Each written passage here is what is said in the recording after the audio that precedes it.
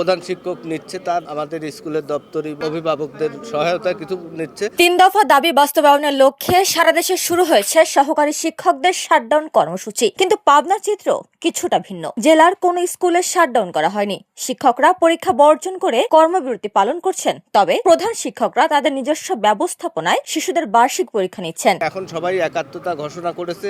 ইতিমধ্যেই ভুল বোঝাবুঝি ছিল, কেউ বা এক সংগঠনের কেউ আর এক সংগঠনের, এই জন্য দুই একটি স্কুলে পরীক্ষা চলমান আছে। কিন্তু ওই প্রধান শিক্ষক নিচ্ছে, তার আমাদের স্কুলের দপ্তরি বা অভিভাবকদের সহায়তা কিছু নিচ্ছে। গত বৃহস্পতিবার থেকে অনির্দিষ্টকালের কর্মবিরতি পালন শুরু করেন সহকারী শিক্ষকরা। তারা জানান, তাদের দাবি বাস্তবায়ন না হওয়ায় কর্মবিরতি অব্যাহত থাকবে। দাবি বাস্তবায়নে ধীর গতিতে ক্ষুব্ধ আন্দোলনরত শিক্ষক সংগঠনগুলো সারা দেশে প্রাথমিক বিদ্যালয়ে শাটডাউন কর্মসূচি ঘোষণা করে। আমরা চাই হচ্ছে যে আমাদের দাবিটা মেনে নেওয়া।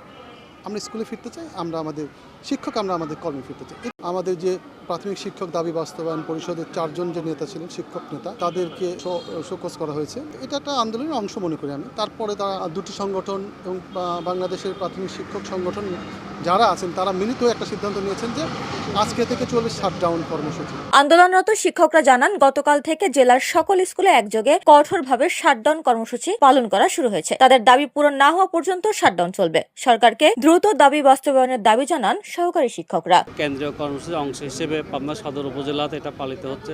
তো যেহেতু আসলে 65,000 স্কুল, আমাদের হয়তো কর্মসূচি দিচ্ছেন কেন্দ্রীয় নেতৃবৃন্দ, এটা শতভাগ পালিত হতে হবে। হয়তো আজকে থেকেই শুরু হয়েছে, হয়তো আজকে ধারাবাহিকভাবে কিছুটা হচ্ছে। আগামীকালকে আপনারা দেখবেন যে সারা বাংলাদেশে 65,000 স্কুলে শাটডাউন কর্মসূচি পালিত হচ্ছে। আজকেও পুরোপুরি শাটডাউন চলছে। সরকার আমাদের যে প্রতিশ্রুতিটা দিয়েছিল, এই প্রতিশ্রুতিটার প্রজ্ঞাপন দিলে আমাদের দাবি মেনে নেওয়া হবে এবং আমরা ক্লাসে ফিরে যেতে চাই। উপমা রায়, সোনালী নিউজ।